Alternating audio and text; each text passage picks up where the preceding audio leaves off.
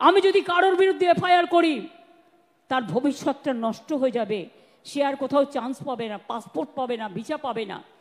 আমরা কোনো ব্যবস্থা নিইনি, আপনারা আন্দোলন করেছেন, আমি কোনো ব্যবস্থা আপনাদের বিরুদ্ধে নেব না। কারণ আমি যেহেতু মনে করি আপনাদের দুঃখ থাকতে পারে, অভিমান থাকতে পারে, ক্ষোভ থাকতে পারে, আপনারা বিচার চাইছেন, কিন্তু এবার আস্তে আস্তে জয়েন করুন, এবার আস্তে আস্তে যোগদান করুন।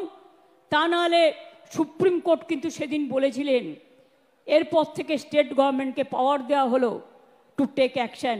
আমি অ্যাকশন নিতে চাই না, তার কারণ আমি চাই ওরা ভালো করে পড়াশুনো করুক।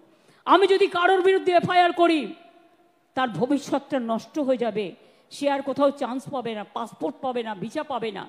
আমি যদি কারোর বিরুদ্ধে লিগালি অ্যাকশন নিই, সে বিচার পাবে না, সে মনে রাখবেন তার জীবনটা পুরো নষ্ট হয়ে যাবে। আমরা সেটা চাই না। আমাদের সরকারের মানবিক মুখ আছে, মানবিক মুখ দিয়ে আমি আরো ডাক্তার তৈরি করতে চাই।